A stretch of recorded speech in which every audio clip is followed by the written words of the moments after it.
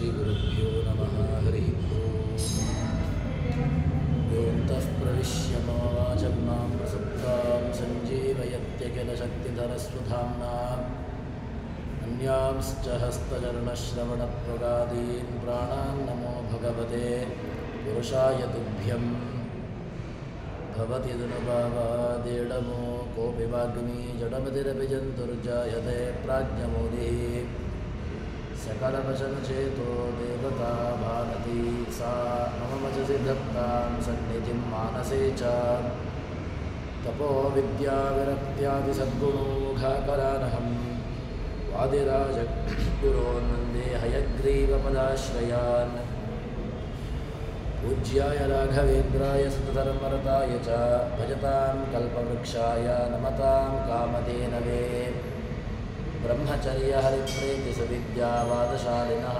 इष्टदान् कष्टार्तॄन्नः विद्यामान्यान् मुनीन् नुमः श्रीगुरुभ्यो नमः ಹರಿಕಥಾಮೃತಸಾರ ಗುರುಗಳ ಕರುಣದಿಂದ ಬನಿದು ಬೇಡುವೆ ಪರಭಗವದ್ಭಕ್ತರಿದನಾದರದಿ ಕೇಳುವುದು.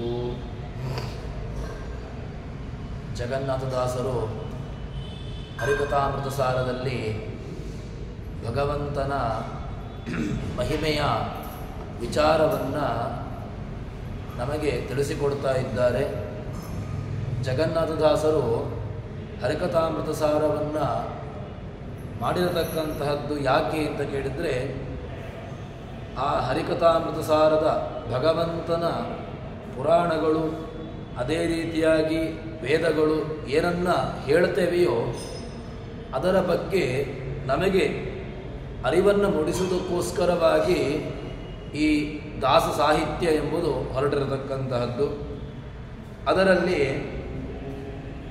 ಆ ಜಗನ್ನಾಥದಾಸರ ಒಂದು ಪದ್ಯ ಹೀಗಿದೆ: ಬಿಟ್ಟವರ ಭವಪಾಶದಿಂದಲೇ ಕಟ್ಟುವನು ಬಹು ಕಠಿಣನಿವ ಶಿವೇಷ್ಟನೆಂದರೆ ಅನವರಿತ ಸದ್ಭಕ್ತಿ ಪಾಶದಲ್ಲಿ ಕಟ್ಟುವವರ ಭವ ಕಟ್ಟು ಬಿಡಿಸುವ ಸಿಟ್ಟಿವನಿಲ್ಲ ಕಾಮದ ಕೊಟ್ಟು ಕಾವನು ಸಕಲ ಸೌಖ್ಯವ ಇಹಪರಂಗಳಲ್ಲಿ ಎಂಬುದಾಗಿ ಜಗನ್ನಾಥದಾಸರು ಹೇಳ್ತಾ ಇದ್ದಾರೆ. ಭಗವಂತನನ್ನು ನಾವು ಯಾಕೋಸ್ಕರವಾಗಿ ನಾವು ಅವನನ್ನು ಉಪಾಸನೆ ಮಾಡಬೇಕು, ಯಾವ ಕಾರಣಕ್ಕೋಸ್ಕರವಾಗಿ ಅವನನ್ನು ನಾವು ಏನನ್ನ ಕೇಳಬೇಕು ಅಂತ ಕೇಳಿದರೆ ಅದನ್ನು ಜಗನ್ನಾಥದಾಸರು ಹೇಳ್ತಾರೆ. ಯಾರನ್ನು ನಾವು ಯಾವಾಗ ದೇವರಿಂದ ನಾವು ದೂರಕ್ಕೆ ಹೋಗ್ತೇವೆಯೋ ಅಂಥವರನ್ನು ಏನು ಮಾಡ್ತಾನೆ ಅಂತ ಕೇಳಿದರೆ ನಮ್ಮನ್ನು ಈ ಮತ್ತೆ ಪುನಃ ಈ ಸಂಸಾರದ ವ್ಯವಸ್ಥೆಯಲ್ಲಿ ನಮ್ಮನ್ನು ಕಟ್ಟಿ ಹಾಕ್ತಾನೆ. ಅದಕ್ಕೋಸ್ಕರವಾಗಿ ನಾವು ಈ ಏನು ಸಂಸಾರದ ಬಂಧನ ಇದೆ, ಆ ಬಂಧನದಿಂದಾಗಿ ನಾವು ವಿಮುಕ್ತರಾಗಬೇಕು, ಅದರಿಂದ ಬಿಡುಗಡೆ ಹೊಂದಬೇಕು ಅಂತಾದರೆ ಅದಕ್ಕೋಸ್ಕರವಾಗಿರತಕ್ಕಂತಹ ಮಾರ್ಗ ಯಾವುದು, ಉಪಾಯ ಯಾವುದು ಅಂತ ಕೇಳಿದರೆ ಕೇವಲ ಭಗವಂತನ ಭಕ್ತಿ ಮಾತ್ರ ಒಂದೇ ಒಂದು ಮಾರ್ಗ. ಬೇರೆ ಯಾವ ಮಾರ್ಗವೂ ಕೂಡ ಭಗವಂತನ ಕಡೆಗೆ ನಮ್ಮನ್ನು ಕೊಂಡು ಹೋಗುವಂತಹದ್ದು ಅಲ್ಲವೇ ಅಲ್ಲ. ಅದಕ್ಕೋಸ್ಕರವಾಗಿ ಹೇಳ್ತಾರೆ, ಬಿಟ್ಟವರ ಭವಪಾಶದಿಂದಲೇ ಕಟ್ಟುವನು. ಏನು ಬಿಟ್ಟವರು ಅಂತ ಕೇಳಿದರೆ, ದೇವರಿಂದ ದೇವರ ನೆನಪನ್ನು ಬಿಟ್ಟು ನಾವು ದೂರಕ್ಕೆ ಹೋದೆವು ಅಂತ ಹೇಳಿದರೆ ಮತ್ತೆ ಪುನಃ ಇದೇ ಸಂಸಾರದಲ್ಲಿ ನಮ್ಮನ್ನು ಕಟ್ಟಿಬಿಡ್ತಾನೆ. ನಾವು ಈ ಕಟ್ಟಿನಿಂದ, ಈ ಸಂಸಾರದ ಕಟ್ಟು, ಈ ಏನು ಭವಪಾಶ ಅದನ್ನು ಹೇಳುವಾಗಲೇ ಭವಪಾಶ ಅಂತ ಹೇಳಿದರು. ಉಡುಪಿಯಲ್ಲಿ ಕೃಷ್ಣ ಹಿಡಿದುಕೊಂಡಿರತಕ್ಕಂತಹ ಒಂದು ಆಯುಧ ಏನು ಅಂತ ಕೇಳಿದರೆ ಪಾಶವನ್ನು ಹಿಡ್ಕೊಂಡಿದ್ದಾನೆ. ಏನು ಪಾಶದ ಅರ್ಥ ಏನು ಅಂತ ಕೇಳಿದರೆ ನಿರ್ಮರ್ಥ್ಯ ಉಗ್ರ ಮಹಾರ್ಣವೇ ಅಂತ ವಾದಿರಾಜರು ಉಡುಪಿಯಲ್ಲಿರತಕ್ಕಂತಹ ಕೃಷ್ಣನನ್ನು ಸ್ತೋತ್ರ ಮಾಡುವಾಗ ನಿರ್ಮರ್ಥ್ಯ ಉಗ್ರ ಮಹಾರ್ಣವೇಂಜ ಮನೋಭೀಷ್ಟಂ ದಿಶಾಮೀತಿಯ, ನಿಮ್ಮ ಸಂಸಾರ ಅದು ಎಂಥದ್ದು ಸಂಸಾರ ಅಂತ ಕೇಳಿದ್ರೆ ಉಗ್ರ ಮಹಾರ್ಣವ ಅಂತ ಒಂದು ದೃಷ್ಟಾಂತವನ್ನು ಕೊಟ್ಟು ಬಿಡ್ತಾರೆ. ಮಹಾರ್ಣವ ಅಲ್ಲ, ಉಗ್ರ ಮಹಾರ್ಣವ, ತುಂಬ ಕಠಿಣವಾಗಿರತಕ್ಕಂತಹ ಒಂದು ಸಮುದ್ರ. ಅಂತಹ ಸಮುದ್ರವನ್ನು ಅಂದರೆ ಸಂಸಾರ ಸಮುದ್ರ. ದಾಸರು ರಾಯರ ಸ್ತೋತ್ರವನ್ನು ಮಾಡುವಾಗಲೂ ಕೂಡ ಸಂಸಾರೇ ಅಕ್ಷಯ ಸಾಗರೇ ಪ್ರಕೃತಿತೋ ಅಗಾಧೆ ಸದಾ ದುಸ್ತರೇ ಅಂತ ಹೇಳಿಕೊಂಡು ಅಪ್ಪಣ್ಣಾಚಾರ್ಯರು ದಾಸರ ರಾಯರ ಸ್ತೋತ್ರದಲ್ಲಿ ಕೊಂಡಾಡ್ತಾರೆ. ಸಂಸಾರೇ ಅಕ್ಷಯ ಸಾಗರೇ, ಕ್ಷಯಸಾಗರ ಅಲ್ಲ ಇದು, ಇದು ಹೋಗ್ತಾ ಇರ್ತದೆ. ಇದನ್ನು ನೀವು ದಾಟಿ ಮುಂದಕ್ಕೆ ಹೋಗಬೇಕು ಅಂತಾದರೆ ಇದಕ್ಕಿರತಕ್ಕಂತಹ ಮಾರ್ಗ ಯಾವುದು ಕೇಳಿದ್ರೆ ದೇವರನ್ನು ಶರಣು ಹೊಂದುವಂತಹದ್ದು, ದೇವರನ್ನು ಗಟ್ಟಿಯಾಗಿ ಹಿಡಿದುಕೊಳ್ಳುವಂತಹದ್ದು. ಅದನ್ನು ಜಗನ್ನಾಥದಾಸರು ಹೇಳ್ತಾರೆ, ಬಿಟ್ಟವರ ಪಾಶದಿಂದಲೇ ಕಟ್ಟುವನು. ನಾವು ದೇವರಿಂದ ದೂರಕ್ಕೆ ಹೋದೆವು ಅಂತ ಹೇಳಿದ್ರೆ ನಾವು ಮತ್ತೆ ಪುನಃ ಸಂಸಾರಕ್ಕೆ ಹತ್ತಿರ ಆದೆವು ಅಂತ ಅರ್ಥ. ಅಂದರೆ ಮತ್ತೆ ಪುನಃ ತ್ರಿದೇವನರೆಯ ಭೂ ಗೋಚರ ನಿತ್ಯ ಬುದ್ಧ, ಇದೇ ಸಂಸಾರ, ಸ್ವರ್ಗ ನರಕ ಭೂಮಿ ಅಂತ ಹೇಳಿಕೊಂಡು ತಿರುಗ್ತಾ ಕೂತ್ಕೊಳ್ಳಬೇಕಾಗ್ತದೆ. ಮತ್ತೆ ಬಹು ಕಠಿಣ ನಿಯಮ, ಅವನನ್ನು ಅರ್ಥ ಮಾಡಿಕೊಳ್ಳುವಂತಹದ್ದು ಅಷ್ಟು ಸುಲಭ ಅಲ್ಲ. ಹಾಗೆ ಅಂತೇಳಿ ಸಿಗೋದೇ ಇಲ್ವ ನಿಮ್ಮ ದೇವರು? ಹಾಗಿದ್ರೆ ದೇವರನ್ನು ಯಾಕೆ ಬೇಕಪ್ಪ? ಅವನನ್ನು ಸುಲಭಕ್ಕೆ ಅವನು ಸಿಗೋದಿಲ್ಲ ಅಂತ ಆದರೆ ಅವನನ್ನು ಉಪಾಸನೆ ಮಾಡಿಯಾದರೂ ಏನು ಫಲ, ಅಥವಾ ಅವನನ್ನು ನಂಬಿಯಾದರೂ ಏನು ಫಲ ನಮಗೆ? ಅವನನ್ನು ನಂಬಿದ್ರೂ ಕೂಡ ಏನೋ ಸಿಗೋದಿಲ್ಲ ಅಂತ ಆದರೆ ನಾವು ಯಾವ ಕಾರಣಕ್ಕೋಸ್ಕರ ಆದರೂ ಅವನನ್ನು ನಂಬಬೇಕು? ಅವನನ್ನು ಯಾವ ಕಾರಣಕ್ಕೋಸ್ಕರವಾದರೂ ಉಪಾಸನೆ ಮಾಡಬೇಕು? ಅದಕ್ಕೆ ಹೇಳ್ತಾರೆ, ನೀವು ಈ ಅರ್ಥವನ್ನು ಇಟ್ಟುಕೊಳ್ಬೇಡಿ. ಏನು ಕೇಳಿದ್ರೆ ಕಠಿಣ ಯಾರಿಗೆ ಅಂತ ಕೇಳಿದರೆ ದುರ್ಜನರಿಗೆ ಕಠಿಣ, ಸಜ್ಜನರಿಗೆ ಸುಲಭದಲ್ಲಿ ಸಿಗ್ತಾನೆ. ಸುಲಭೋ ಭಕ್ತಿಯುಕ್ತಾನ. ನಿಮ್ಮಲ್ಲಿ ಒಂದು ಬೇಕು, ಅದು ಯಾವುದು ಗೊತ್ತುಂಟ? ದೇವರು ಬೇರೆ ಯಾವುದೂ ಕೇಳೋದಿಲ್ಲ, ಅವನಿಗೆ ಬೇಕಾಗಿರತಕ್ಕಂತಹದ್ದು ಒಂದು ಮಾತ್ರ, ಅದು ಕೇವಲ ಶಿವೇಷ್ಟನೆಂದರಿ ಅನವರತ ಸದ್ಭಕ್ತಿ ಪಾಶದಲ್ಲಿ.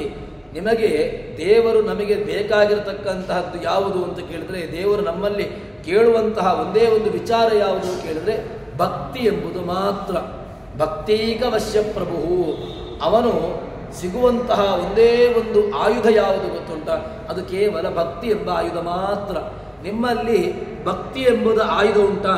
ನಿಮಗೆ ದೇವರು ಸಿಗ್ತಾನೆ. ಭಕ್ತಿ ಎಂಬುದಕ್ಕೆ ಪುನಃ ಡೆಫಿನೇಷನ್ ಏನು ಕೇಳಿದ್ರೆ, ನನಗೆ ದೇವರನ್ನು ಭಕ್ತಿ ಮಾಡಲಿಕ್ಕೆ ಗೊತ್ತಿಲ್ಲ, ದೇವರನ್ನು ಭಕ್ತಿ ಮಾಡುವ ವಿಧಾನ ಏನು? ಕಣ್ಣು ಮುಚ್ಚಿ ಕೂದ ತಕ್ಷಣ ದೇವರು ಭಕ್ತಿಯ ಅಂತ ಕೇಳಿದ್ರೆ ಕಣ್ಣು ಮುಚ್ಚುವುದನ್ನು ಭಕ್ತಿ ಅಂತ ಹೇಳೋದಿಲ್ಲ. ಅದಕ್ಕೆ ಪುನಃ ಆಚಾರ್ಯರ ತಾತ್ಪರ್ಯ ನಿರ್ಣಯವನ್ನು ನಾವು ಅವಲೋಕನ ಮಾಡಿದಾಗ ಏನು ಗೊತ್ತಾಗ್ತದೆ ಅಂತ ಕೇಳಿದ್ರೆ, ಸ್ನೇಹೋ ಭಕ್ತಿರಿತಿ ಪ್ರೋಕ್ತ ಸ್ತಯಾ ಭಕ್ತಿರ್ನ ಚಾನ್ಯತ ಅಂತ ಆಚಾರ್ಯರ ಮಾತು.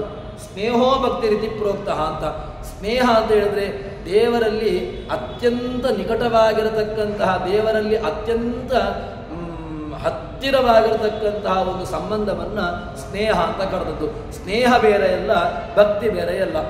ಆ ಸ್ನೇಹವನ್ನು ನೀವು ದೇವರಲ್ಲಿ ತೋರಿಸಿದೆವು ಅಂತ ಹೇಳಿದ್ರೆ, ನಮಗೆ ಪ್ರೀತಿ ಅಂತ ಹೇಳಿದಾಗ ನಾವು ತಾಯಿಯಲ್ಲಿಯೂ ಕೂಡ ಪ್ರೀತಿಯನ್ನು ಮಾಡ್ತೇವೆ, ತಂದೆಯಲ್ಲಿಯೂ ಪ್ರೀತಿಯನ್ನು ಮಾಡ್ತೇವೆ, ಮಕ್ಕಳಲ್ಲಿಯೂ ಪ್ರೀತಿ ಇದೆ.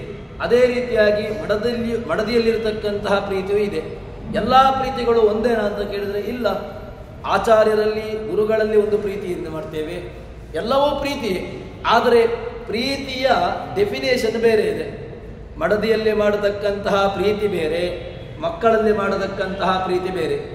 ಮಕ್ಕಳಲ್ಲಿ ಮಾಡತಕ್ಕಂತಹ ಪ್ರೀತಿಗೂ ಗುರುಗಳಲ್ಲಿ ಮಾಡತಕ್ಕಂತಹ ಪ್ರೀತಿಗೂ ಅರ್ಥ ವ್ಯತ್ಯಾಸ ಇದೆ.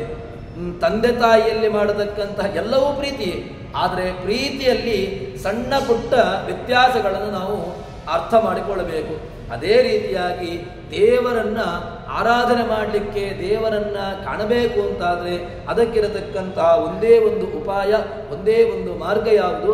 ಕೇವಲ ಸದ್ಭಕ್ತಿ ಪಾಶದಲ್ಲಿ. ದಾಸರು, ಜಗನ್ನಾಥದಾಸರು ಹೇಳ್ತಾರೆ, ಭಕ್ತಿ ಪಾಶದಲ್ಲಿ ಮಾತ್ರ ನಿನಗೆ ದೇವರು ಸಿಗುವಂತಹದ್ದು ಭಕ್ತಿ ಪಾಶ. ಭಕ್ತಿಯನ್ನು ನೀನು ಒಂದು ಇಟ್ಟುಕೋ, ಭಕ್ತಿಯಿಂದಾಗಿ ಅವನು ನಿನ್ನವನಾಗ್ತಾನೆ. ಇದನ್ನು ನಮಗೆ ಹೇಳಿಕೊಡ್ತಾರೆ. ಅದಾದ ಮೇಲೆ ಕಟ್ಟುವರ ಭವ ಕಟ್ಟು ಬಿಡಿಸುವ. ಸರಿ, ಅವನನ್ನು ನಾನು ಭಕ್ತಿಯಿಂದ ಕಟ್ಟಿ ಹಾಕಿದೆ, ಏನು ಪ್ರಯೋಜನ? ನನಗೇನು ಲಾಭ? ಲಾಭ ಬೇಕೇ ಬೇಕು. ದೇವರನ್ನು ಕಟ್ಟಿ ಹಾಕಿದ್ರಿಂದಾಗಿ ನನಗೇನು ಲಾಭ ಇದೆ? ಉಂಟಪ್ಪ ನಿನಗೆ ಲಾಭ. ಅದನ್ನು ಜಗನ್ನಾಥದಾಸರು ಹೇಳ್ತಾರೆ, ಕಟ್ಟುವರ ಭವ ಕಟ್ಟು ಬಿಡಿಸುವ.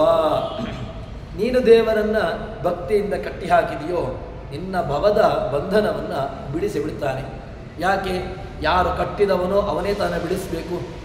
ಈ ಜೀವ ಈ ದೇಹದಲ್ಲಿ ಬಂದು ಸೇರಿಸುವಂತೆ ಮಾಡಿದವನು ಯಾರು? ಅವನೇ ತಾನೇ ಇಲ್ಲಿಂದ ಅದನ್ನು ಬಿಡುಗಡೆಗೊಳಿಸಬೇಕು. ಯಾರೋ ತಂದಿಟ್ಟದ್ದು, ಯಾರೋ ಬಿಡಿಸುವಂತಹದ್ದು ಇಲ್ಲವೇ ಇಲ್ಲ ಅಲ್ವಾ? ಯಾಕೆ?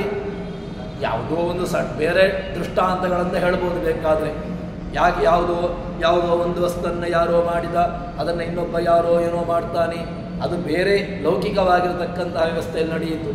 ಆದರೆ ದೇಹದ ವ್ಯವಸ್ಥೆಯಲ್ಲಿ ಇದು ಸಾಧ್ಯವೇ ಇಲ್ಲ. ಯಾರು ಇದನ್ನು, ಈ ಜೀವವನ್ನು ಇಲ್ಲಿಗೆ ತಂದು ಹಾಕಿದ್ದಾನೋ ಅವನೇ ತಾನು ಇದನ್ನು ಬಿಟ್ಟು ಕಳಿಸಬೇಕು, ಅವನೇ ತಾನೇ ಇಲ್ಲಿಂದ ಅದನ್ನು ಕಳಿಸಬೇಕು. ಅವನಿಗೆ ಮಾತ್ರ ಅಲ್ಲ ಇದರಲ್ಲಿರತಕ್ಕಂತಹ ಒಂದು ಏನು ಬಿಡಿಸುವಂತಹ ಉಪಾಯಗಳು ಗೊತ್ತಿರುವಂತಹದ್ದು. ಅದಕ್ಕೋಸ್ಕರವಾಗಿ ಭವಕಟ್ಟು ಬಿಡಿಸುವ, ಈ ಭವದ ಬಂಧನವನ್ನು ಬಿಡಿಸಲಿಕ್ಕೆ ಗೊತ್ತಿರತಕ್ಕಂಥವನು ಕಟ್ಟಿ ಹಾಕಿದವನಿಗೆ ಮಾತ್ರ. ಕಟ್ಟಿ ಹಾಕಿದವನು ಭಗವಂತ. ಈ ಜೀವದಲ್ಲಿ ಇಷ್ಟು ಯಾವುದೋ ಒಂದು ದಿವಸ ಹುಟ್ಟಿ ನಾವು ಇಲ್ಲಿ ತನಕ ಒದ್ದಾಡ್ತಾ ಇದ್ದೇವೆ, ಇನ್ನು ಮುಂದೆ ಎಲ್ಲಿಯೋ ತನಕ ಒದ್ದಾಡಲಿಕ್ಕಿದ್ದೇವೆ. ಹುಟ್ಟಿದ ದಿವಸ ಮಾತ್ರ ಗೊತ್ತಿದೆ, ಹೋಗುವ ದಿವಸ ಯಾರಿಗೂ ಗೊತ್ತಿಲ್ಲ. ಹೋದದ್ದು ದಿವಸ ಯಾರಿಗೆ ಹೋದವನಿಗೂ ಗೊತ್ತಾಗುವುದಿಲ್ಲ, ಉಳಿದಂತಹ ವ್ಯಕ್ತಿಗಳಿಗೆ ಮಾತ್ರ ಗೊತ್ತಾಗುವೆ. ಅದನ್ನು ತಿಳಿಸಿಕೊಡುವಂತಹದ್ದು ಭಗವಂತನನ್ನು ನಾವು ಅರ್ಥ ಮಾಡಿಕೊಳ್ಳಬೇಕು. ಭಗವಂತ ನಮ್ಮನ್ನು ಇಲ್ಲಿಂದ ಬಿಡಿಸಬೇಕು ಅಂತಾದರೆ ಅದಕ್ಕಿರತಕ್ಕಂತಹದ್ದು ಒಂದೇ ಒಂದು ಉಪಾಯ, ಒಂದೇ ಒಂದು ಮಾರ್ಗ. ಭವಕಟ್ಟು ಬಿಡಿಸುವ ಸಿಟ್ಟಿವನಿವನಲ್ಲ ಕಾಮದ. ನಿಮಗೆ ಹಾಗೆ ಅಂತೇಳಿ ಬರೀ ಭಗವಂತನಿಗೆ ಕೋಪ ಮಾತ್ರ ಉಂಟು ಇಲ್ಲಪ್ಪ. ದೇವರಿಗೆ ಯಾವ ಕಾಲಕ್ಕೂ ಕೂಡ ಕೋಪ ಎಂಬುದು ಇಲ್ಲೇ ಇಲ್ಲ. ಕೋಪ ಬಂದಂತೆ ಕಾಣಿಸಿಕೊಳ್ತಾನಷ್ಟೇ. ಯಾಕೆ? ಅವನಿಗೆ ವೈಷಮ್ಯ, ನೈರ್ಗಣ್ಯ ಇದೆಲ್ಲ ಯಾವ ದೋಷಗಳು ಇಲ್ಲ. ದೋಷ ಉಂಟು ಅಂತಾದರೆ ದೇವರಿಗೆ ಆಗ್ತಾನೆ ಅವನು. ದೋಷ ಉಂಟು ಅಂತಾದರೆ ನಾವು ದೇವರನ್ನು ಉಪಾಸನೆ ಮಾಡುವುದು ಹೇಗೆ? ಅನಂತ ಕಲ್ಯಾಣ ಗುಣ ಪರಿಪೂರ್ಣ ಕ್ಷೀರಾಗ್ನಿಶಾಯಿ ಪಾಂಡುರಂಗ ವಿಠಲಾತ್ಮಕ ಅಂತ ಹೇಳಿಕೊಂಡು ಅವನನ್ನು ಸ್ತೋತ್ರ ಮಾಡಿ, ದೋಷ ದೂರ ಕಲ್ಯಾಣ ಗುಣ ಪರಿಪೂರ್ಣ ಅಂತ ಹೇಳಿಕೊಂಡು ಅವನನ್ನು ನಾವು ಹೇಳಿ ಮತ್ತೆ ಪುನಃ ಹೇಳುವಾಗ ದೋಷ ಉಂಟು ಅಂತ ಹೇಳಿದರೆ ದೋಷವುಳ್ಳವನು ದೇವರಾಗ್ತಾನ? ದೋಷವುಳ್ಳವನು ದೇವರಾಗಲಿಕ್ಕೆ ಸಾಧ್ಯವೇ ಇಲ್ಲ. ಮತ್ತು ಎಂಥವನು ದೇವರು? ಅನಂತ ಕಲ್ಯಾಣ ಗುಣ ಪರಿಪೂರ್ಣ. ಅವನು ಕಲ್ಯಾಣ ಗುಣಗಳು, ಎಂತಹ ಗುಣಗಳು, ಹೌದು ಗುಣಗಳು ಮಾತ್ರ ಅಲ್ಲ, ಕಲ್ಯಾಣ ಗುಣಗಳು. ಮಧ್ವಯದಲ್ಲಿಯೂ ಕೂಡ ಹೇಳುವಾಗ ಕಾಂತಾಯ ಕಲ್ಯಾಣ ಗುಣ ಏಕಧಾಮ್ನೆ, ಕಾಂತಾಯ ಕಲ್ಯಾಣ ಗುಣಗಳು ಎಲ್ಲ ಅನಂತವಾಗಿರತಕ್ಕಂತಹ ಕಲ್ಯಾಣ ಗುಣಗಳು ಇವನಲ್ಲಿ ಮೇಳೈಸಿಕೊಂಡುಂಟು, ಇವನಲ್ಲಿ ಇವೆ ಎಂಬುದಾಗಿ ಅವನನ್ನು ಹೇಳ್ತಾರೆ. ಅಂತಹ ಭಗವಂತನನ್ನು ಉಪಾಸನೆ ಮಾಡಿದಾಗ ಭವಕಟ್ಟು ಬಿಡಿಸುವ ಸಿಟ್ಟಿವನಿವನಲ್ಲ ಕಾಮದ. ಕೇಳಿದ್ದನ್ನು ಕೊಡ್ತಾನೆ. ಹೇಗೆ ಕೇಳಬೇಕು? ಸಿಕ್ಕಿದ್ದನ್ನು ಕೇಳಬೇಡಿ. ಕೇಳಲಿಕ್ಕೆ ಗೊತ್ತುಂಟು ಅಂತ ಹೇಳಿಕೊಂಡು ಅಥವಾ ಕೇಳಲಿಕ್ಕೆ ಹೇಳಿದ್ದಾನೆ ಅಂತ ಹೇಳಿಕೊಂಡು ಸಿಕ್ಕದ್ದನ್ನೆಲ್ಲ ಕೇಳ್ತಾ ಕೂತ್ಕೊಂಡ್ರೆ ಎಲ್ಲವನ್ನೂ ಕೊಡ್ತಾನೆ ಅಂತ ಗ್ಯಾರಂಟಿ ಇಲ್ಲ. ಯಾಕೆ? ಏನೇನೋ ಕೇಳ್ತೇವೆ ನಾವು. ನನಗೆ ಅದು ಬೇಕು, ಇದು ಬೇಕು, ಮನೆ ಇಲ್ಲ, ಮಡದಿ ಇಲ್ಲ, ಮಕ್ಕಳಿಲ್ಲ ಅಂತ ಹೇಳಿಕೊಂಡು ಸಿಕ್ಕದನ್ನು ಕೇಳಲಿಕ್ಕೆ ಹೋಗ್ತೇವೆ. ಅದಾದರೂ ಒಂದು ಸರಿ, ಓಕೆ. ಆದರೆ ಸಿಕ್ಕಿದ್ದು ಯಾವುದು ಬೇಡೋ ಅದನ್ನೆಲ್ಲ ಕೇಳಲಿಕ್ಕೆ ಹೋಗ್ತೇವೆ ನಾವು ದೇವರ ಹತ್ರ. ನಮಗೆ ದೇವರು ಯಾಕೆ ಬೇಕು ಅಂತ ಕೇಳಿದರೆ ಕೊಡಲಿಕ್ಕೆ ಬೇಕು. ಏನೋ ಒಂದು ಇಲ್ಲ, ನನ್ನಲ್ಲಿ ಅಭಾವ ಉಂಟಲ್ವ, ನನ್ನಲ್ಲಿ ಇಲ್ಲ ಅಲ್ವಾ, ಆ ಇಲ್ಲದನ್ನು ಕೊಡಲಿಕ್ಕೆ ನಾವು ದೇವರಲ್ಲಿ ಇಡುವಂತಹದ್ದು. ದೇವರು ಅದಕ್ಕೋಸ್ಕರ ಇರುವವನಲ್ಲ. ಕೇಳಿದ್ದನ್ನು ಕೇಳಿದ್ದನ್ನು ಕೊಡ್ಲಿಕ್ಕೋಸ್ಕರವಾಗಿರುವವನಲ್ಲ ಅವನು. ನಿಮಗೆ ಕೇಳಿದ್ದನ್ನು ಕೊಡ್ತಾ ಕೂತ್ಕೊಂಡ್ರೆ ನಾವು ಯಾವತ್ತೂ ಕೂಡ ಅವನನ್ನು ಕೇಳೋದನ್ನು ಮುಗಿಸೋದೇ ಇಲ್ಲ. ತಾಯಿ ಮಗುವಿಗೆ ಎಲ್ಲದನ್ನು ಕೊಡ್ತಾಳೆ ಕೇಳಿದ್ರೆ ಅವಳು ಕೂಡ ಕೊಡುವವಳೆ. ತಂದೆ ತಾಯಿಗಳು ಕೊಡುವುದಿಲ್ವಾ ಕೇಳಿದ್ರೆ ಕೊಡ್ತಾರೆ ಮಕ್ಕಳಿಗೆ. ಮತ್ತೆ ಯಾರಿಗೋಸ್ಕರವಾಗಿ ಅವರು ಇರುವಂತಹದ್ದು. ಹಾಗೆ ಅಂತೇಳಿ ಮಗು ಕೇಳಿದ್ದನ್ನೆಲ್ಲ ಕೊಡ್ತಾರಾ? ಇಲ್ಲ. ಯಾವುದು ಬೇಕು ಅದನ್ನು ಕೊಡ್ತಾರೆ, ಯಾವುದು ಬೇಡ ಅದನ್ನು ಬೇಡ ಅಂಥೇಳಿ ಅದನ್ನು ಅರ್ಥ ಮಾಡಿಸಿ ಅದನ್ನು ದೂರ ಮಾಡ್ತಾರೆ. ಅದೇ ರೀತಿಯಾಗಿ ಭಗವಂತ ಕಾಮದ, ಅವನು ಕೊಡ್ತಾನೆ. ಕಾಮಂ ದಹತಿ ಕಾಮಂ ದದಾತಿ, ಎಲ್ಲವನ್ನು ಕೊಡ್ತಾನೆ, ಬೇಡವಾದ್ದನ್ನು ದೂರ ಮಾಡ್ತಾನೆ. ಇದು ಭಗವಂತನಿಗೆ ಕಾಮದ ಎಂಬುದಾಗಿ ಅರ್ಥ ಮಾಡ್ತಾರೆ. ಕಾಮದ ಕೊಟ್ಟು ಕಾವಲು ಕೊಡುವುದು ಮಾತ್ರ ಅಲ್ಲ, ಕಾಯ್ತಾನಪ್ಪ ದೇವರು. ಕೊಟ್ಟರೆ ಕೊಟ್ಟದ್ದನ್ನು ಹಾಳು ಮಾಡಿ ಯೋಗಕ್ಷೇಮ, ಯೋಗವೂ ಬೇಕು, ಕ್ಷೇಮವೂ ಬೇಕು. ಬಂತು ಲಾಟ್ರಿ ಸಿಕ್ಕಿತು, ಬಂದಂತಹ ಲಾಟ್ರಿ ಅದರ ಹಿಂದೆನೇ ಇಡಿಯವರು ಬಂದು ಅದನ್ನು ರೈಡ್ ಮಾಡಿಕೊಂಡು ಹೋದರು ಅಂತಾದರೆ ಏನೂ ಪ್ರಯೋಜನ ಇಲ್ಲ. ಲಾಟ್ರಿ ಬಂದು ಸಿಕ್ಕಿದ್ದನ್ನು ಯೋಗವೂ ಬೇಕು, ಅಪ್ರಾಪ್ತವಾದ ಪ್ರಾಪ್ತಿಯೂ ಬೇಕು, ಪ್ರಾಪ್ತಿಯೇ ಪರಿರಕ್ಷಣಂ ಇದ್ದಂತಹ ಕ್ಷೇಮವೂ ಬೇಕು. ಎರಡೂ ಕೂಡ ಅತೀ ಅವಶ್ಯಕವಾಗಿರತಕ್ಕಂತಹದ್ದು. ಯೋಗ ಕ್ಷೇಮ ಇದೆರಡೂ ಕೂಡ ಇರುವುದು ಯಾರಲ್ಲಿ ಕೇಳಿದ್ರೆ ಕೃಷ್ಣನಲ್ಲಿ. ಯೋಗಕ್ಷೇಮಂ ವಹಾಮ್ಯಹಂ ಅನನ್ಯಾಶ್ಚಿಂತಯಂತೋ ಮಾಂ ಯೇ ಜನಾ ಪರ್ಯುಪಾಸತೆ ತೇಷಾಂ ನಿತ್ಯಾಭಿಯುಕ್ತಾನ ಯೋಗಕ್ಷೇಮಂ ವಹಾಮ್ಯಹಂ. ನನ್ನಲ್ಲಿ ನೀನು ಕೇಳು, ನಿನ್ನ ಯೋಗ ನಿನ್ನ ಕ್ಷೇಮವನ್ನು ನಾನು ನೋಡಿಕೊಳ್ತೇನೆ. ಇದನ್ನು ನಾವು ದೇವರಲ್ಲಿ ಕೇಳಬೇಕು. ಇದನ್ನು ನಮಗೆ ದಾಸರು ಹೇಳಿದ್ದು. ಭಾರತ, ಭಾಗವತ, ಪುರಾಣಗಳು ಬೇರೆಯಲ್ಲ, ದಾಸ ಸಾಹಿತ್ಯ ಬೇರೆಯಲ್ಲ. ದಾಸ ಸಾಹಿತ್ಯದಲ್ಲಿ ಏನೋ ಹೊಸದಾಗಿ ಹೇಳಿದ್ದಾರೆ ಅಂತ ಇಲ್ಲವೇ ಇಲ್ಲ. ದಾಸ ಸಾಹಿತ್ಯದಲ್ಲಿ ಹೇಳಿರ್ತಕ್ಕಂತಹದ್ದು ಎಲ್ಲ ಏನು ಪುರಾಣಗಳು, ವೇದಗಳು, ಉಪನಿಷತ್ತುಗಳು ಇದೆಯೋ ಅದರ ಎಸೆನ್ಸ್, ಎಲ್ಲ ಎಸೆನ್ಸನ್ನು ತೆಗೆದು ನಮಗೆ ಮಥನ ಮಾಡಿ ನಮಗೆ ಕೊಟ್ಟದ್ದು. ನಮಗೆ ಅದನ್ನು ಅರ್ಥೈಸಿಕೊಳ್ಳುವುದಕ್ಕೂ ಕೂಡ ನಮಗೆ ಕಷ್ಟ. ನಾವು ಅದನ್ನು ಅರ್ಥೈಸಿಕೊಳ್ಳುವಂತಹ ಒಂದು ಗೋಜಿಗೆ ನಾವು ಹೋಗೋದಿಲ್ಲ. ಆದರೆ ಅದನ್ನು ನಮಗೆ ದಾಸರು ಕೊಡ್ತಾರೆ. ಕೊಟ್ಟು ಕಾವನು ಸಕಲ ಸೌಖ್ಯವ ನಮಗೆ ಕೊಡ್ತಾನೆ. ಸಕಲ ಸೌಖ್ಯವನ್ನು ಕೊಡ್ತಾನೆ. ಎಲ್ಲಿ ಕೊಡ್ತಾನೆ? ಇಹ ಪರಂಗಳಲ್ಲಿ. ನಿಮಗೆ ಇಲ್ಲಿಯೂ ಕೊಡ್ತಾನೆ, ಪರಕ್ಕೂ ಕೊಡ್ತಾನೆ. ಕೇವಲ ಇಲ್ಲಿ ಮಾತ್ರ ಕೊಡ್ತಾನೆ ಅಂತಾದರೂ ಪ್ರಯೋಜನ ಇಲ್ಲ, ಪರದಲ್ಲಿಯೂ ಕೊಡ್ತಾನೆ ಅಂತ ಹೇಳಿದ್ರೆ ನಮಗೆ ಗೊತ್ತಿಲ್ಲ. ಅದಕ್ಕೋಸ್ಕರವಾಗಿ ಭಗವಂತ ಹೇಗೆ ಅಂತ ಕೇಳಿದರೆ, ಕೊಟ್ಟು ಕಾವನು ಸೌಖ್ಯವ ಇಹ ಪರಂಗಳಲ್ಲಿ. ಇಲ್ಲಿಯೂ ಕೊಟ್ಟು ನಮ್ಮನ್ನು ಉದ್ಧರಿಸ್ತಾನೆ, ಪರದಲ್ಲಿಯೂ ನಮ್ಮನ್ನು ಕೊಟ್ಟು ಉದ್ಧರಿಸ್ತಾನೆ. ಹಾಗೆ ಅಂತೇಳಿ ದೇವರಲ್ಲಿ ಸಿಕ್ಕದ್ದನ್ನು ಕೇಳಲಿಕ್ಕೆ ಹೋಗೋದಲ್ಲ. ಭಗವಂತ ಯಾವುದು ಕೊಡಬೇಕು ನನಗೆ, ಯಾವುದನ್ನು ಕೊಟ್ಟರೆ ಒಳಿತು ಅಂತ ನಿನಗೆ ಗೊತ್ತುಂಟಲ್ವ, ಅದನ್ನು ಕೊಟ್ಟು ಉದ್ಧರಿಸು ಸಾಕು ಅಂತ ಎಂಬುದಾಗಿ ದೇವರಲ್ಲಿ ನಾವು ಕೇಳಬೇಕು ಎಂಬುದನ್ನು ಹೇಳ್ತಾರೆ. ಅದನ್ನು ಈ ಜಗನ್ನಾಥದಾಸರು ಹರಿಕಥಾಮೃತ ಸಾರದ ಭಾಗವನ್ನು ಹೇಳಿದರು. ಇದನ್ನು ಐತರೇಯ ಉಪನಿಷತ್ತು, ಅದಾದ ಮೇಲೆ ಬೇರೆ ಬೇರೆ ಪುರಾಣಗಳು ಕೂಡ ಅದನ್ನು ಹೇಳಿಕೊಟ್ಟಿದೆ. ಅದಾದ ಮೇಲೆ ಒಂದು ವಿಶಿಷ್ಟವಾಗಿರತಕ್ಕಂತಹ ಒಂದು ಆ ಭಕ್ತಿಯನ್ನು ಹೇಳಿದ್ದಾರೆ. ಶಿವೇಷ್ಟನೆಂದರೆ ಅನವರಿತ ಸದ್ಭಕ್ತಿ ಪಾಶದಲ್ಲಿ ಭಗವಂತನನ್ನು ಕಟ್ಟಿ ಹಾಕಲಿಕ್ಕಿರತಕ್ಕಂತಹ ಮಾರ್ಗ ಅದು ಒಂದು ಮಾತ್ರ. ಅದು ಯಾವುದು ಕೇಳಿದ್ರೆ ಭಕ್ತಿ ಅಂತ. ಅದನ್ನು ಜಯತೀರ್ಥರು ಹೇಳ್ತಾರೆ. ಯಾವುದು ಅಂತ ಕೇಳಿದ್ರೆ, ಪರಮೇಶ್ವರೇ ಭಕ್ತಿರ್ನಾಮ ನಿರವಧಿಕ ಅನಂತ ಅನವದ್ಯ ಕಲ್ಯಾಣ ಗುಣ ತತ್ವಜ್ಞಾನ ಪೂರ್ವಕ ಸ್ವಾತ್ಮಾತ್ಮೀಯ ಸಮಸ್ತ ವಸ್ತುಭ್ಯ ಅನೇಕ ಗುಣಾಧಿಕ ಅಂತರಾಯ ಸಹಸ್ರೇಣಾಪಿ ಅಪ್ರತಿಬದ್ಧ ನಿರಂತರ ಪ್ರೇಮ ಪ್ರವಾಹ ಭಕ್ತಿ. ಏನು ಭಕ್ತಿ ಅಂತ ಕೇಳಿದ್ರೆ, ಪರಮೇಶ್ವರ ಭಕ್ತಿರ್ನಾಮ, ದೇವರಲ್ಲಿ ಭಕ್ತಿ ಶಬ್ದಕ್ಕೆ ಏನು ಅಂತ ಕೇಳಿದ್ರೆ ಅರ್ಥವನ್ನು ಹೇಳ್ತಾರೆ. ನಿರವಧಿಕ ಅನಂತ ಅನವದ್ಯ ಕಲ್ಯಾಣ ಗುಣ, ಭಗವಂತನಲ್ಲಿ ಅಧಿಕವಾಗಿರತಕ್ಕಂತಹದ್ದು. ಅಧಿಕ ಅಲ್ಲ, ನಿರವಧಿಕ. ಅವಧಿ ಅಂದರೆ ಸೀಮೆ ಇಲ್ಲ, ಕೊನೆ ಇಲ್ಲ, ಕೊನೆ ಇರದೇ ಇರತಕ್ಕಂತಹದ್ದು. ಮತ್ತೆ ನಿರವಧಿಕ, ಅನಂತ, ಒಂದು ಕೊನೆ ಇಲ್ಲ, ಮತ್ತೆ ಯಾವುದರಿಂದಲೂ ಕೂಡ ಅದನ್ನು ತಡಿಲಿಕ್ಕಾಗುವುದಿಲ್ಲ. ಅನಂತ ಅನವದ್ಯ, ಯಾವುದರಿಂದಲೂ ಕೂಡ ಅದನ್ನು ಅದಕ್ಕೆ ಇನ್ನೊಂದು ತಡೆಗೋಡೆ ಇಲ್ಲವೇ ಇಲ್ಲ. ಅದಾದ ಮೇಲೆ ಕಲ್ಯಾಣ ಗುಣ, ಎಲ್ಲ ಗುಣಗಳು ಕೂಡ ಕಲ್ಯಾಣ ಗುಣಗಳು. ಇದಾದ ಮೇಲೆ ಸ್ವಾತ್ಮಾತ್ಮೀಯ, ನನಗೆ ಭಗವಂತ ಅತ್ಯಂತ ಆತ್ಮೀಯ, ಇದೊಂದು ಜ್ಞಾನ. ಅದಾದ ಮೇಲೆ ಸಮಸ್ತ ವಸ್ತುಭ್ಯ ಅನೇಕ ಗುಣಾಧಿಕ, ಯಾವುದೆಲ್ಲ ವಸ್ತುಗಳಿದೆಯೋ ಅದೆಲ್ಲದಕ್ಕಿಂತಲೂ ಕೂಡ ಅವನು ಮೀರಿ ನಿಂತವನು. ಅವನು ಅದಕ್ಕಿಂತ ಯಸ್ಮಾತ್ ಕ್ಷರಮತೀತೋಹಂ ಅಕ್ಷರಾದಪಿ ಚೋತ್ತಮ, ಜಗತ್ತಲ್ಲಿ ಯಾವುದೆಲ್ಲ ವಸ್ತುಗಳುಂಟೋ ಅದೆಲ್ಲದಕ್ಕಿಂತಲೂ ಕೂಡ ಮೀರಿ ನಿಂತವನು. ಅದಾದ ಮೇಲೆ ಅಂತರಾಯ ಸಹಸ್ರೇಣಾಪಿ, ಏನೇ ತಡೆ ಬರಲಿ ದೇವರಲ್ಲಿ, ನಮಗೆ ದೇವರಲ್ಲಿ ಭಕ್ತಿ ಇದೆ. ಆದರೆ ಕೆಲವು ಸಂದರ್ಭದಲ್ಲಿ ಏನಾಗ್ತದೆ ಅಂತ ಕೇಳಿದ್ರೆ ಅದಕ್ಕೊಂದು ತಡೆಗೋಡೆ ಬಂದಂತೆ ಅನಿಸ್ತದೆ. ಏನು ಅಂತ ಕೇಳಿದ್ರೆ, ದೇವರು ನಮ್ಮನ್ನು ಪರೀಕ್ಷೆ ಮಾಡಬೇಕು ಅಂತ ಏನೋ ಒಂದು ಇದ್ದಾಗ, ಪರೀಕ್ಷೆ ಬಂತು ಅಂತ ಹೇಳಿದಾಗ ನಾವು ದೇವರಲ್ಲಿ ಭಕ್ತಿಯನ್ನು ಅಥವಾ ದೇವರಲ್ಲಿರ್ತಕ್ಕಂತಹ ನಂಬಿಕೆಯನ್ನು ಕಳೆದುಕೊಂಡು ಬಿಡ್ತೇವೆ.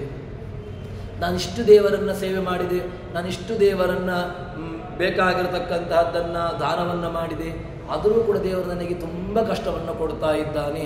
ನಾನು ದೇವರನ್ನು ಬೇಕಾದಷ್ಟು ರೀತಿಯಲ್ಲಿ ಅವನನ್ನು ಪೂಜೆ ಮಾಡ್ತೇನೆ, ಸಂಧ್ಯಾವಂದನೆ ಇತ್ಯಾದಿಗಳನ್ನೆಲ್ಲವನ್ನೂ ಮಾಡ್ತಾ ಇದ್ದೇನೆ, ಆದರೂ ಕೂಡ ದೇವರು ನನಗೆ ಯಾಕೆ ಈ ರೀತಿಯಾಗಿ ಮಾಡ್ತಾ ಇದ್ದಾನೆ?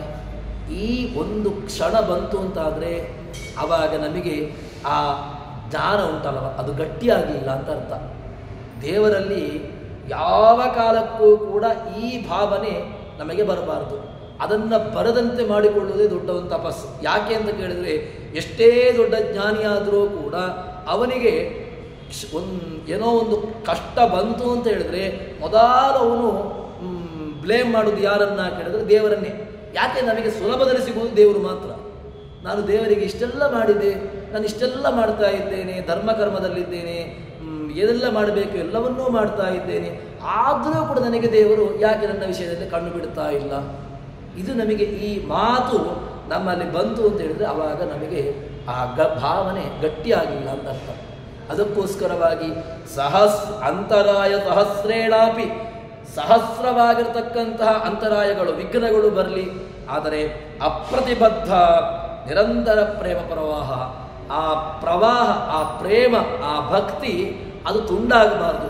ತುಂಡಾಗದೆ ನಿರಂತರವಾಗಿ ಆ ಪ್ರವಾಹ ಉಂಟಲ್ವ ಅದು ಬಂತು ಅಂತ ಹೇಳಿದರೆ ಆವಾಗ ನಮಗೆ ಭಕ್ತಿ ಉಂಟು ಅಂತ ಅರ್ಥ, ಭಕ್ತಿ ಬಂತು ಅಂತ ಅರ್ಥ. ಇದನ್ನು ಸಾಧನೆ ಮಾಡುವಂತಹದ್ದು ತುಂಬ ಇದಕ್ಕೆ ಶ್ರಮ ಬೇಕು. ಶ್ರಮ ಅಂತ ಹೇಳಿದರೆ ಇವತ್ತಿನ ನಾಳೆಗೆ ಆಗುವಂತಹದ್ದಲ್ಲ ಇದೆಲ್ಲ. ನನಗೆ ಭಕ್ತಿ ಇವತ್ತೇ ಹುಟ್ಟಿತು, ನಾಳೆ ಬೆಳಗ್ಗೆಗೆ ನನಗೆ ಭಗವಂತ ಭಕ್ತಿ ನನಗೆ ಕಾಣಿಸಿಬಿಡ್ತಾನೆ, ಸಾಧ್ಯವೇ ಇಲ್ಲ. ಇದೆಲ್ಲವೂ ಕೂಡ ನಮಗೆ ಒಂದು ಮೆಟ್ಟಿಲು. ಯಾಕೋಸ್ಕರವಾಗಿ ನಮಗೆ ಪುರಾಣಗಳು ಅಥವಾ ಎಲ್ಲ ನಾವು ಕೆಲವು ಸಂದರ್ಭದಲ್ಲಿ ಹರಿದಿನ ಅಂತ ಎಲ್ಲ ಮಾಡ್ತೇವೆ. ಹರಿದಿನಗಳಲ್ಲಿ ಯಾಕೆ ಈ ದೇಹದಂಡನೆ ಇತ್ಯಾದಿಗಳೆಲ್ಲವೂ ಕೂಡ ದೇವರಲ್ಲಿ ನನಗೆ ಭಕ್ತಿ ಉಂಟಲ್ವ, ಭಕ್ತಿ ಉಂಟು ನನಗೆ, ಇದೆಲ್ಲ ಯಾಕೆ ಬೇಕು? ಏಕಾದಶಿ, ವಿಷ್ಣು ಪಂಚಕ, ಭೀಷ್ಮ ಪಂಚಕ ಇತ್ಯಾದಿ ವ್ರತಗಳೆಲ್ಲ ಯಾಕೆ ಬೇಕು? ನನಗೆ ದೇವರಲ್ಲಿ ಭಕ್ತಿ ಉಂಟು, ಸಾಕು ನನಗೆ, ಇದೆಲ್ಲ ಯಾವುದೂ ಬೇಕಾಗಿಲ್ಲ ಅಂತ ಹೇಳಿದ್ರೆ ಇದೆಲ್ಲವೂ ಕೂಡ ಮೆಟ್ಟಿಲುಗಳು. ಇದೆಲ್ಲವೂ ಕೂಡ ನಿಮಗೆ ಒಂದು ಸೋಪಾನ. ಆ ಉಪಾಧಿಯನ್ನು ಇಟ್ಟುಕೊಂಡು ನೀವು ಅದನ್ನು ಉಪಕಾರವಾಗಿ ಅದನ್ನು ಇಟ್ಟುಕೊಂಡು ನೀವು ಅದರಲ್ಲಿ ಮೇಲೆ ಬಂದಿರಿ ಅಂತ ಹೇಳಿದರೆ ನಿಮಗೆ ದೇವರಲ್ಲಿರತಕ್ಕಂತಹ ಭಕ್ತಿ ನಮಗೆ ಅದು ಅಧಿಕವಾಗ್ತಾ ಹೋಗ್ತದೆ. ಅದಕ್ಕೋಸ್ಕರವಾಗಿ ಇದೆಲ್ಲವನ್ನು ಕೂಡ ನಮಗೆ ಹೇಳಿಕೊಟ್ಟಿದ್ದಾರೆ. ಇದನ್ನು ನಾವು ನಿತ್ಯದಲ್ಲೂ ಕೂಡ ಇದನ್ನು ಇಟ್ಟುಕೊಳ್ಳಬೇಕು ಎಂಬಂತಹ ವಿಚಾರವನ್ನು ಹೇಳ್ತಾರೆ. ಅದಾದ ಮೇಲೆ ಕೊಟ್ಟು ಕಾವನು ಸಕಲ ಸೌಖ್ಯವ ಇಹ ಪರಂಗಳಲ್ಲಿ, ಭಗವಂತ ಸರ್ವದ ಎಲ್ಲ ಕಾಲಕ್ಕೂ ಕೂಡ ಭಗವಂತ ನಮ್ಮನ್ನು ರಕ್ಷಣೆ ಮಾಡ್ತಾನೆ ಎಂಬುದಾಗಿ ಹೇಳ್ತಾರೆ. ಅದಾದ ಮೇಲೆ ಮುಂದೆ ಭಗವಂತ ನಮ್ಮನ್ನು ಹೇಗೆ ರಕ್ಷಣೆ ಮಾಡ್ತಾನೆ, ಭಗವಂತ ನಮಗೆ ರಕ್ಷಣೆ ಮಾಡೋದು ಗೊತ್ತಾಗೋದಿಲ್ಲ ಅಂತ ಕೇಳಿದ್ರೆ ಆರಂಭದ ದೃಷ್ಟಾಂತಗಳೇ ಬೇಕಾದಷ್ಟಿದೆ. ಗರ್ಭದಲ್ಲಿ ನಮಗೆ ಮೊದಲ ದೃಷ್ಟಾಂತ ಗರ್ಭ. ಯಾಕೆ ಅಂತ ಕೇಳಿದರೆ ಗರ್ಭ ತಾಯಿಯ ಗರ್ಭದಲ್ಲಿ ಪ್ರವೇಶ ಮಾಡಿತು ಅಂತ ಹೇಳಿದರೆ ಮತ್ತೆ ಏನು ಕೆಲಸಗಳು ನಮ್ಮದಿಲ್ಲವೇ ಇಲ್ಲ ಅಲ್ಲಿ. ಯಾಕೆ ಅಂತ ಕೇಳಿದ್ರೆ 1 ತಿಂಗಳಾಯಿತು, 2 ತಿಂಗಳಾಯಿತು, 3 ತಿಂಗಳಾಯಿತು, 4 ತಿಂಗಳಾಯಿತು, ತಿಂಗಳಾಯ್ತಷ್ಟೇ ಹೊರತು ಅಲ್ಲಿ ಆಯಾಯ ವ್ಯವಸ್ಥೆಗಳು ಅದು ಕಲಲ ಇತ್ತು, ಉದ್ಭುತ ಇತ್ತು, ಅಲ್ಲಿಂದ ಕಣ್ಣು, ಚೇತನ ಇತ್ಯಾದಿಗಳೆಲ್ಲ ಬಂದದ್ದು ಯಾರಿಂದ ಅಂತ ಪ್ರಶ್ನೆ.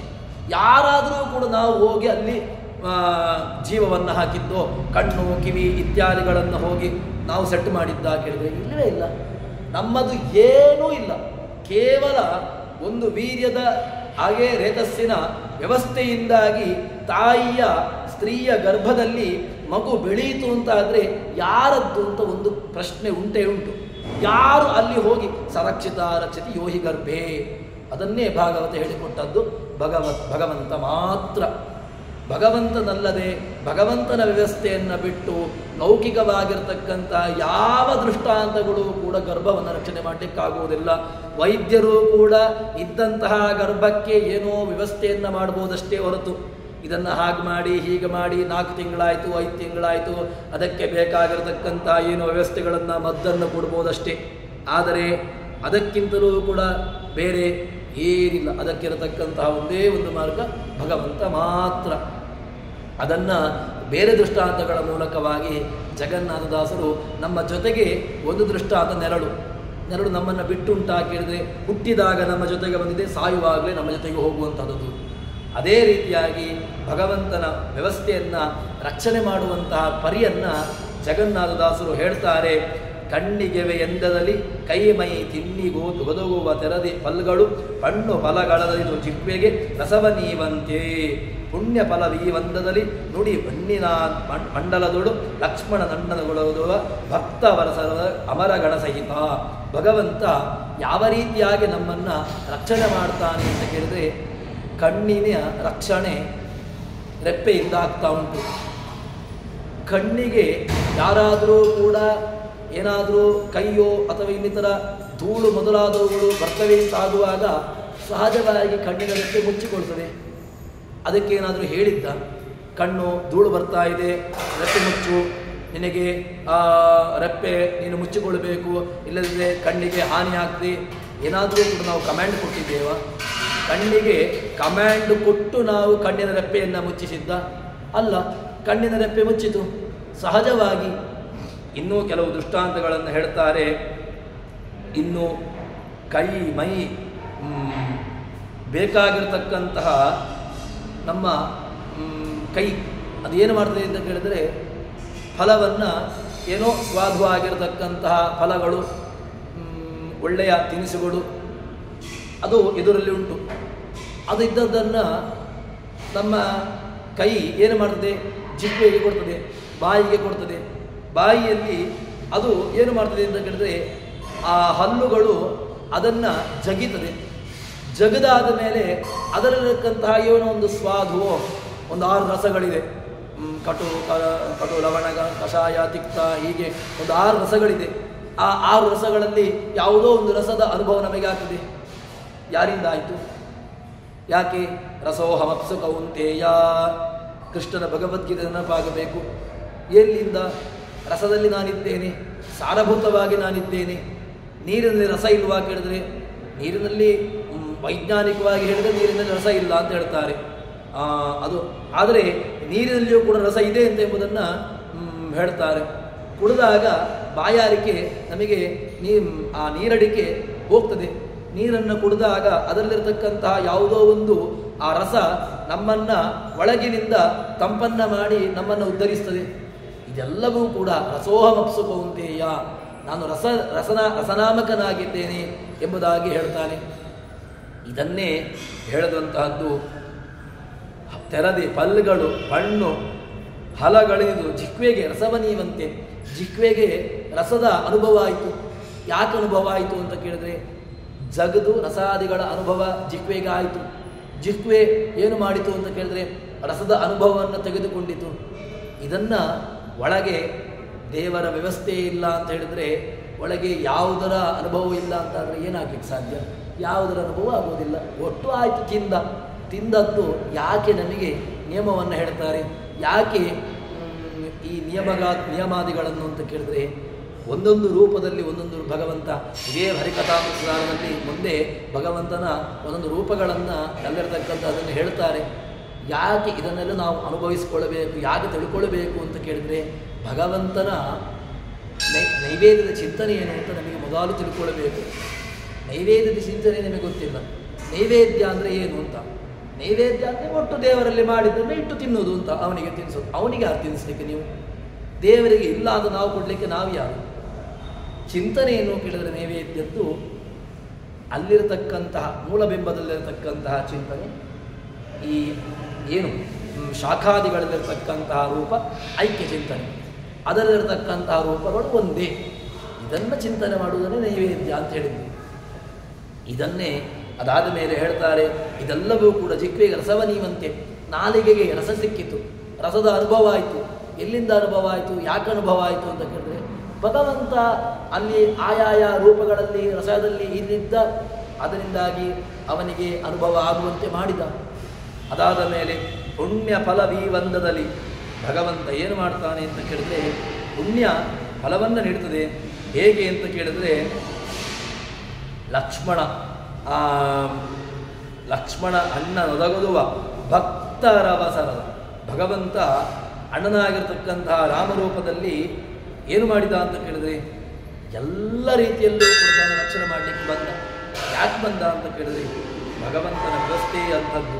ಭಗವಂತ ಏನು ಮಾಡ್ತಾನೆ ಅಂತ ಕೇಳಿದರೆ, ಎಲ್ಲ ಭಗವಂತ ರಕ್ಷಣೆ ಮಾಡಲಿಕ್ಕೋಸ್ಕರವಾಗಿ, ಹೇಗೆ ರಕ್ಷಣೆ ಮಾಡಲಿಕ್ಕೋಸ್ಕರವಾಗಿ ಇಟ್ಟುಕೊಂಡು ನಮ್ಮ ಸೇವಕನಾಗಿರುವವನಲ್ಲ, ಆದರೆ ಅವನನ್ನು ಚಿಂತನೆ ಮಾಡುವಂತಹದ್ದು. ಆ ತೆರನಾಗಿ ಅವನನ್ನು ಉಪಾಸನೆ ಮಾಡಿ ನಿಮಗೆ ರಕ್ಷಣೆಗೆ ಅವನಿರ್ತಾನೆ.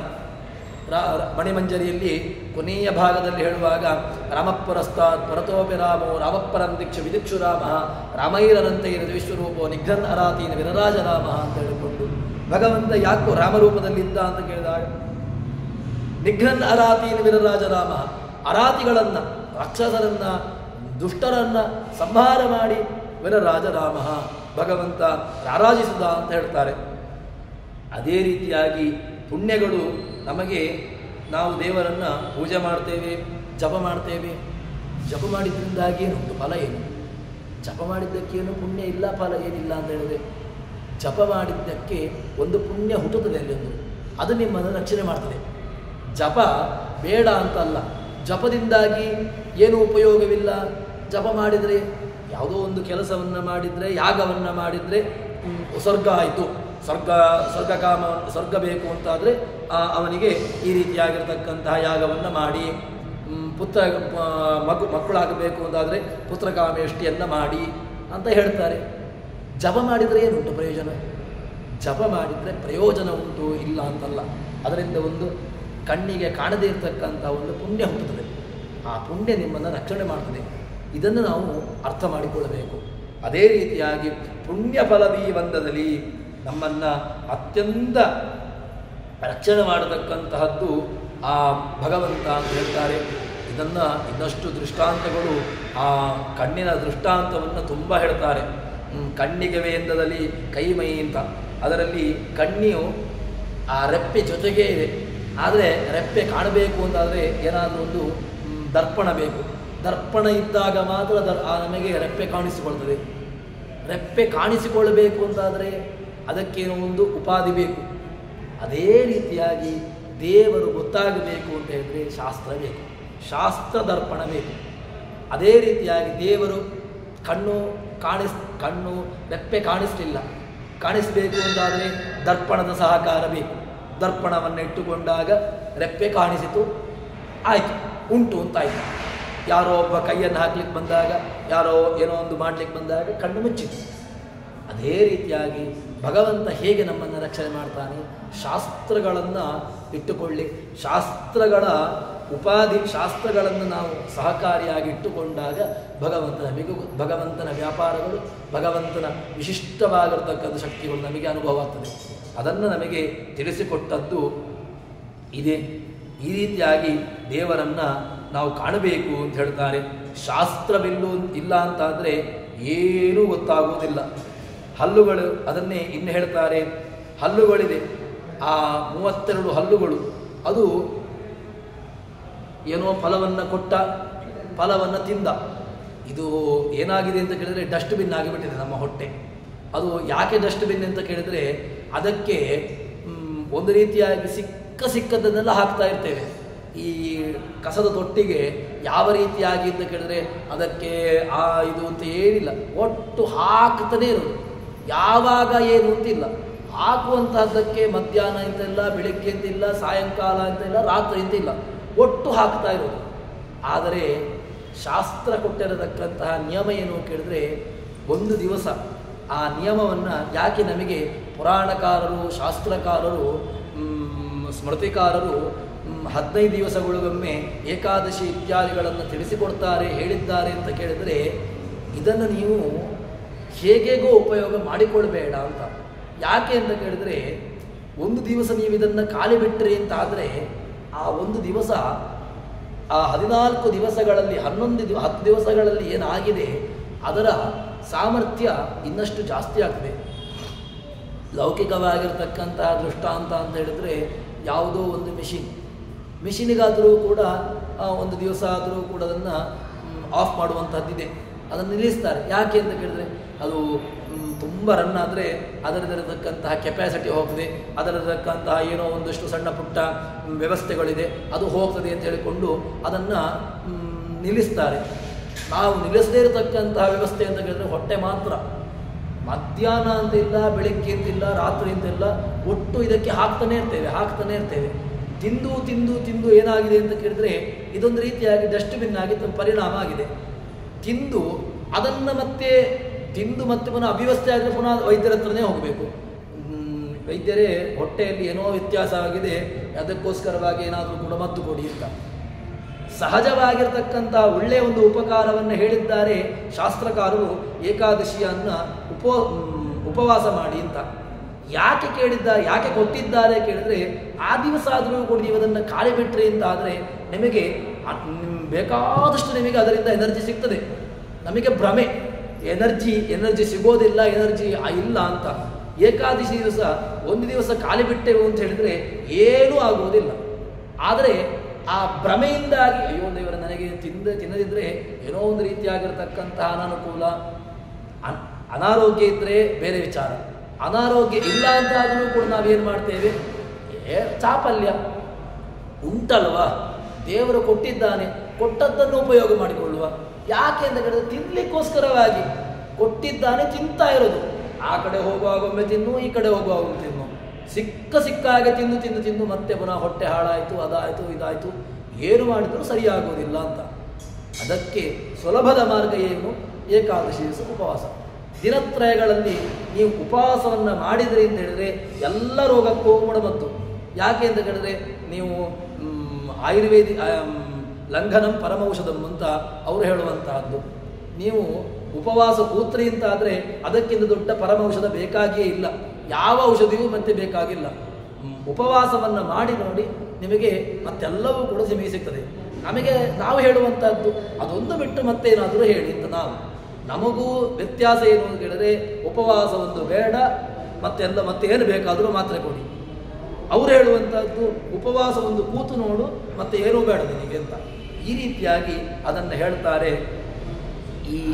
ಇದನ್ನು ವ್ಯತ್ಯಾಸ ನಾವು ಏನು ವ್ಯವಸ್ಥೆಗಳುಂಟು ಅದನ್ನು ಏನು ಮಾಡಬೇಕು ಅಂತ ಕೇಳಿದ್ರೆ ಇರುವಂತಹ ರೀತಿಯಲ್ಲಿ ಅದನ್ನು ನೋಡಿಕೊಳ್ಳಬೇಕು ಅಂತಾದರೆ ಅದಕ್ಕೆ ಅದರಲ್ಲಿರತಕ್ಕಂತಹ ಚಿಂತನೆಗಳು, ಅದರಲ್ಲಿ ಒಂದೊಂದು ರೂಪಗಳಿದೆ. ಅದನ್ನು ನಾವು ಉಪಾಸನೆ ಮಾಡಿದಾಗ ಆಯಾಯ ನಾವು ನಿತ್ಯದಲ್ಲೂ ಕೂಡ ಪಠನೆ ಮಾಡಲೇಬೇಕಾಗಿರತಕ್ಕಂತಹ ಸ್ತೋತ್ರ ಒಂದು ಯಾವುದು ಅಂತ ಕೇಳಿದ್ರೆ ತತ್ವಾಭಿಮಾನಿ ದೇವತೆಗಳು. ನಮೋಮಸ್ತಾತ್ವಿಕಾ ದೇವಾ ವಿಷ್ಣು ಭಕ್ತಿಪರಾಯಣ ಧರ್ಮ ಮಾರ್ಗೇ ಪ್ರೇರಯಂತು ಭವಂತ ಸರ್ವೇವ ಹಿ ಅಂತ. ನಮ್ಮ ಇಂದ್ರಿಯಗಳು ತಮ್ಮ ಕಾರ್ಯವನ್ನು ಮಾಡಬೇಕು ಅಂತಾದರೆ ತಾತ್ವಿಕಾ ದೇವಾ ವಿಷ್ಣು ಭಕ್ತಿಪರಾಯಣ ತತ್ವಾಭಿಮಾನಿ ದೇವತೆಗಳು ಇರಬೇಕು. ನಾವು ನಿತ್ಯದಲ್ಲೂ ಕೂಡ ತತ್ವನ್ಯಾಸವನ್ನು ಮಾಡ್ತೇವೆ. ತತ್ವನ್ಯಾಸವನ್ನು ಮಾಡುವಾಗ ಅದರಲ್ಲಿ 12 ಆತ್ಮಾದೆ ಶಬ್ದ ಸ್ಪರ್ಶ ರೂಪ ರಸ ಗಂಧ ವಾಕ್ ಪಾಣಿ ಪಾದ ಪಾಯು ಉಪಸ್ಥ ಅಂತ ಹೇಳಿಕೊಂಡು ಆಯಾಯ ಇಂದ್ರಿಯಗಳನ್ನು ಆಯಾಯ ದೇವತೆಗಳನ್ನು ನ್ಯಾಸ ಮಾಡ್ತೇವೆ. ಯಾಕೋಸ್ಕರವಾಗಿ ನಾವು ನ್ಯಾಸ ಮಾಡಬೇಕು? ಚಿಂತನೆಯನ್ನು ಬಿಟ್ಟು ಬಿಡ್ಬೋದಲ್ವಾ? ಯಾಕೆ ಈ ದೇವತೆಗಳನ್ನು ತತ್ವಾಭಿಮಾನಿ ದೇವತೆಗಳನ್ನು ಉಪಾಸನೆ ಮಾಡಬೇಕು ಅಂತ ಹೇಳಿದ್ರೆ, ಕೈ ಕಾಲು ಕೆಲಸ ಮಾಡಬೇಕು ಅಂತ ಹೇಳಿದರೆ ಅದಕ್ಕೆ ಸರಿಯಾಗಿರ್ತಕ್ಕಂತಹ ಇಂದ್ರಿಯಗಳು ದೇವತೆಗಳು ಬೇಕೇ ಬೇಕು. ತತ್ವಾಭಿಮಾನಿ ದೇವತೆಗಳು ಸ್ಟ್ರೈಕ್ ಮಾಡಿದ್ರು ಅಂತ ಆದರೆ ಆವಾಗ ಗೊತ್ತಾಗ್ತದೆ, ಕೈ ಎತ್ತಲಿಕ್ಕಾಗೋದಿಲ್ಲ, ಕಾಲು ನಡಿಲಿಕ್ಕಾಗೋದಿಲ್ಲ. ತತ್ವಾಭಿಮಾನಿ ದೇವತೆಗಳು ನಮ್ಮಲ್ಲಿಲ್ಲ. ಕೇವಲ ದೇವರಿದ್ದರೆ ಏನು ಪ್ರಯೋಜನ? ದೇವರು ಇರ್ತಾರೆ, ಪ್ರಾಣದೇವರು ಇರ್ತಾರೆ. ದೇವರು ಪ್ರಾಣದೇವರಿದ್ದ ತಕ್ಷಣ ಕೋಮದಲ್ಲಿದ್ದವನು ಅವನಿಗೆ ದೇವರಿಲ್ವಾ, ಪ್ರಾಣದೇವರಿಲ್ವಾ? ಕೋಮದಲ್ಲಿದ್ದಾನೆ, ಅವನಿಗೆ ಉಸಿರಾಟವೂ ಉಂಟು ಅಂತ ಇಟ್ಟುಕೊಳ್ಳುವ, ಗೊತ್ತಾಗೋದಿಲ್ಲ. ಉಸಿರಾಟವೂ ಮಾಡ್ತಾ ಇದ್ದಾನೆ, ಮತ್ತೆ ದೇವರು ಜೀವಂತ ಇದ್ದಾನೆ, ಮತ್ತೇನಿಲ್ಲ, ದೇವತೆಗಳು ಯಾರೂ ಇಲ್ಲ. ಏನು ಕೆಲಸವು ಬಂದರೆ ಏನು ಹೇಳಿದ್ರು ಕೂಡ ನಾವು ಬಂದರೆ ಗೊತ್ತಾಯ್ತಾ ಅಂತ ಹೇಳಿದ್ರೆ ಗೊತ್ತೇ ಆಗೋದಿಲ್ಲ. ಯಾಕೆ ಅಂತ ಹೇಳಿದ್ರೆ ತತ್ವಾಭಿಮಾನಿ ದೇವತೆಗಳ ಅನುಗ್ರಹ ಅವನಲ್ಲಿಲ್ಲ. ತತ್ವಾಭಿಮಾನತೆಗಳು ಕೆಲಸವನ್ನು ಮಾಡ್ತಾ ಇಲ್ಲ. ಅದಕ್ಕೋಸ್ಕರವಾಗಿ ನಿತ್ಯದಲ್ಲಿಯೂ ಕೂಡ ಒಂದು ನಮ್ಮ ಪ್ರಾರ್ಥನೆ ಬೇಕೇ ಬೇಕು. ಅದು ಯಾವುದು ಅಂತ ಕೇಳಿದ್ರೆ ಇದೇ ಪ್ರಾರ್ಥನೆ. ನಮೋವಸ್ತಾತ್ವಿಕಾ ದೇವಾ ವಿಷ್ಣು ಭಕ್ತಿಪರಾಯಣ ಧರ್ಮ ಮಾರ್ಗೇ ಪ್ರೇರಯಂತೋ ಭವಂತ ಸರ್ವೈವ ಹಿ. ಮನಸ್ಸು, ಎಲ್ಲ ಇಂದ್ರಿಯಗಳು, ಕಣ್ಣು ಕೈ ಕಾಲು ಎಲ್ಲ ಇಂದ್ರಿಯಗಳು, ಎಲ್ಲ ನಮ್ಮ ಏನು ಪಂಚ ಜ್ಞಾನೇಂದ್ರಿಯಗಳು, ಪಂಚಕರ್ಮೇಂದ್ರಿಯಗಳು, ಕಣ್ಣು ಕಿವಿ ಮೂಗು ನಾಲಿಗೆ ಇತ್ಯಾದಿಗಳು.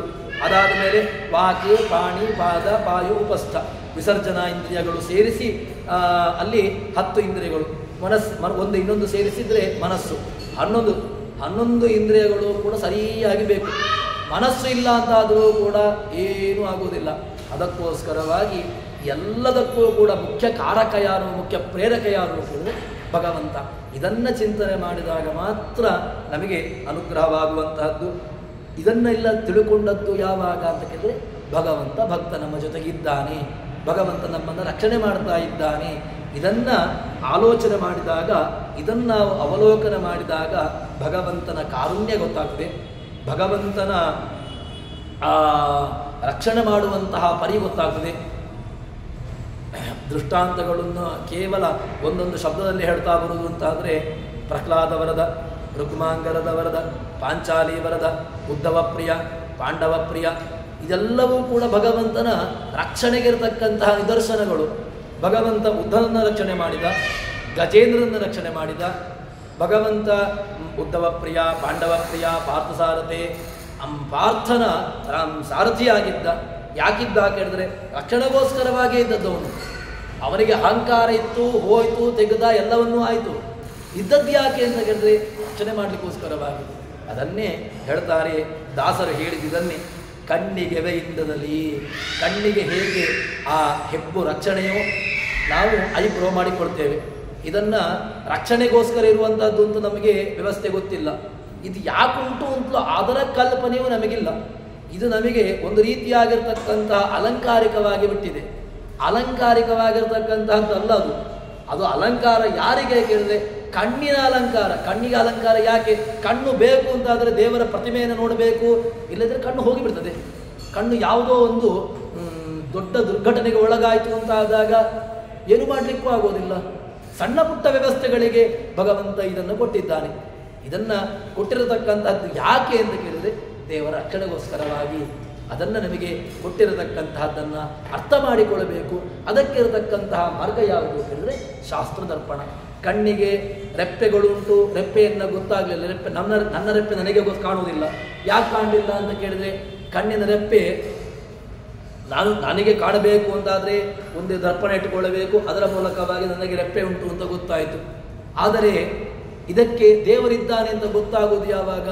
ದೇವರಿದ್ದಾನೆ ಅಂತ ಹೇಳಿದ ತಕ್ಷಣ, ಬಾಯಲ್ಲಿ ಹೇಳಿದ ತಕ್ಷಣ ಗೊತ್ತಾಗೋದಲ್ಲ ರೀ. ನಾನು ಒಪ್ಪಿಕೊಳ್ಳೋದಿಲ್ಲ.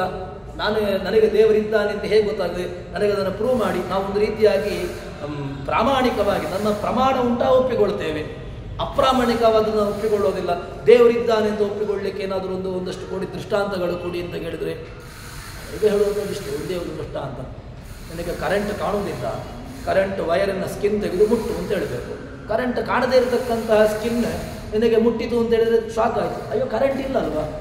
ಕರೆಂಟ್ ಇಲ್ಲದ್ದು ಯಾಕೆ ನಿನಗೆ ಶಾಕ್ ಹೊಡೆಯಿತು? ಅದೇ ರೀತಿಯಾಗಿ ದೇವರಿದ್ದಾನೆ, ಇದ್ದದನ್ನು ಕಾಣಬೇಕು ಅಂತ ಹೇಳಿದರೆ ಶಾಸ್ತ್ರಗಳನ್ನು ಇಟ್ಟುಕೋ. ಶಾಸ್ತ್ರಗಳ ಮೂಲಕವಾಗಿ, ಕೇವಲ ಶಾಸ್ತ್ರಗಳೇ ನಿಮಗೆ ದೇವರನ್ನು ಕಾಣಿಸುವಂತಹ ವಿಚಾರದಲ್ಲಿ, ದೇವರನ್ನು ತೋರಿಸುವಂತಹ ವಿಚಾರದಲ್ಲಿ ಪ್ರಮಾಣ.